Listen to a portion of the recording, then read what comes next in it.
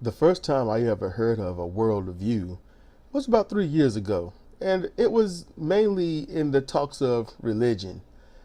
And it didn't seem to have too much to do with religion, which was very kind of cool to me.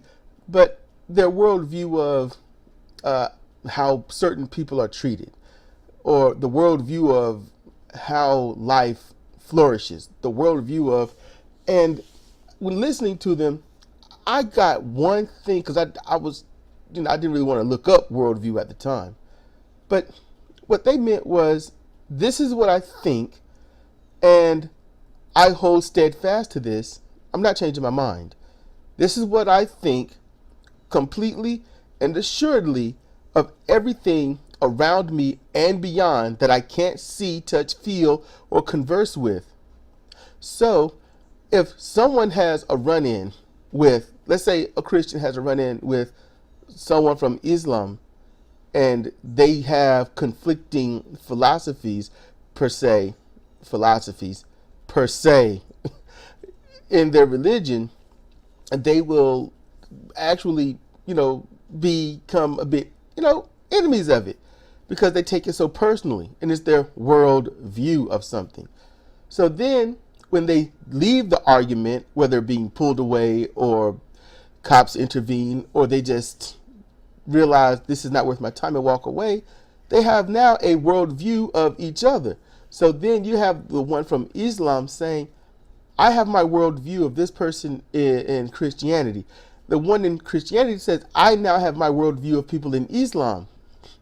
Now, going on the way this climate is in terms of public opinion, thoughts and beliefs and whatnot, then that means the Christian and the person from Islam will then say, you know what? This is my worldview. I don't like them, and I'm going to spread it. And just to let you all know, that's when it becomes a bit dogmatic. Then they say, now you must hate this person or these types of people as well because I don't like them. And now you must do it because God will not like it. You have to because I don't like it. It's against God. And if you go against God, then you're a terrible person. And at that moment, their worldview has become a religion. Doing it under the name of God makes anything a religion when you're trying to control and manipulate beings that way. But that's their worldview. At one point, my worldview was all Christians are bad because all the people I grew up around did horrible things to me and they considered themselves Christians. But not all Christians are bad. I have not spoken to every single Christian out there. I don't know every single Christian or Methodist or Baptist or anything like that. I can't make a blanketed opinion and then hold steadfast to it just because it's convenient for me to group them in on a single person or things that I've heard of from others or heard of or watched on TV, because they are not them.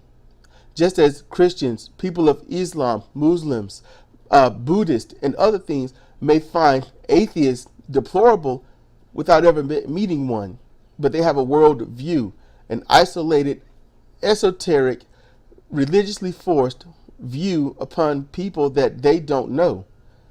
So my problem is people need to learn what a worldview is. And it is a perspective of how you see the world. It is simply just that.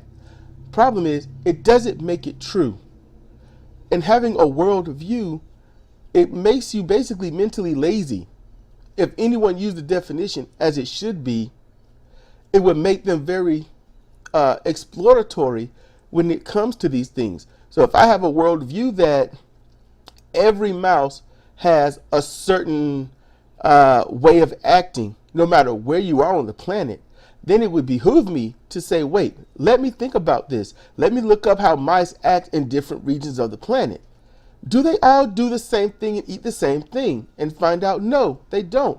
You take certain mice from certain places like Pakistan or Central Africa or Southern Europe, and then you have those that New York or Tennessee or Hawaii.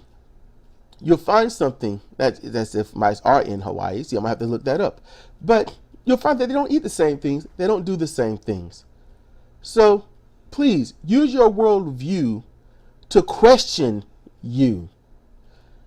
Remember, comparative reasoning, it's not about what you think, but why you think it. This is Cedric Kennedy. Thank you for listening.